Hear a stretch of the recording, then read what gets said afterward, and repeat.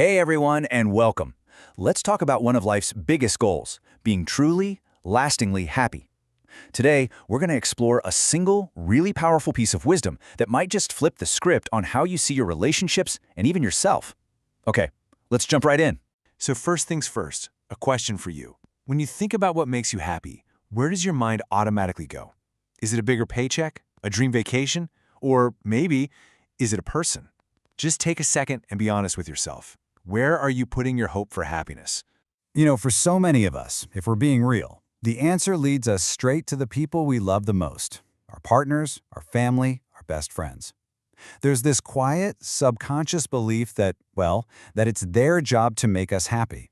It's this unspoken expectation we carry around every single day. And I bet these look pretty familiar, right?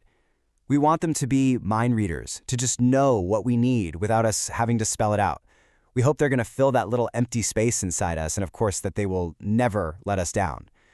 That's a huge weight to put on another person's shoulders, isn't it? And because that weight is so heavy, it almost always leads to this, the sting of disappointment. You know that feeling, right?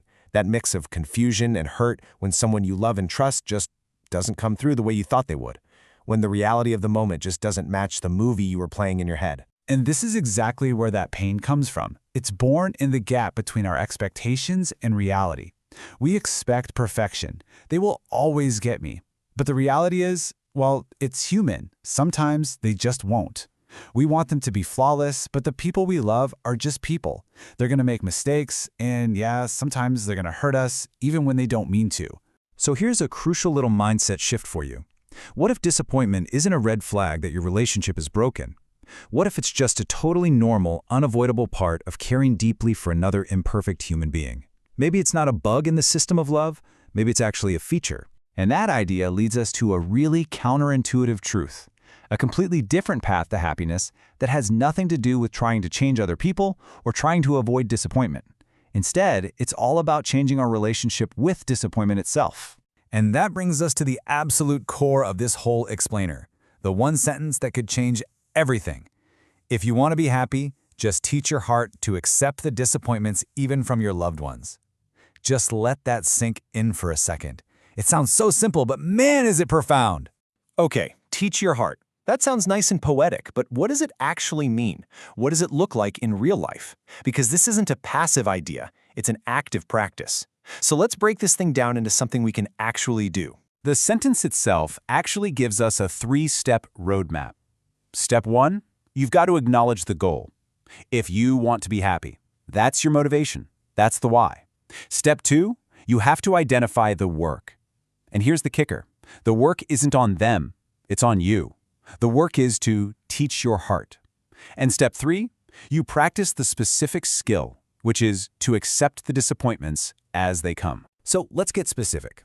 Teaching your heart is an intentional, active process. You are consciously working to shift how you react on the inside.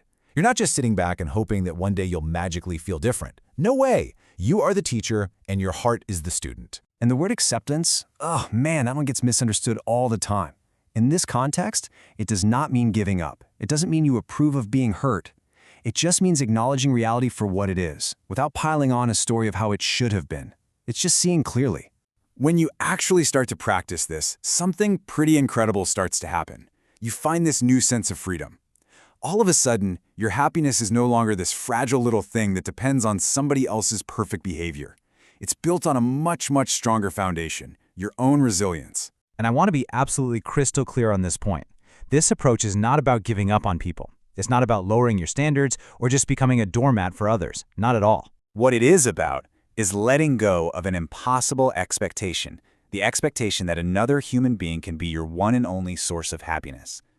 You're releasing them from an unfair job they were never meant to have. And the wild part is, that can actually make your relationship stronger. Because think about it. When it all comes down to it, how many people's emotions can you truly fundamentally control? The answer is 1. Just 1. The real work of happiness begins and ends with the only person you're actually in charge of, yourself. That is where your true power is. So we'll leave you with this to chew on. What if we've been looking in all the wrong places this whole time? What if happiness isn't something you have to go out and find in another person, but something you can learn to grow and cultivate right here, inside yourself?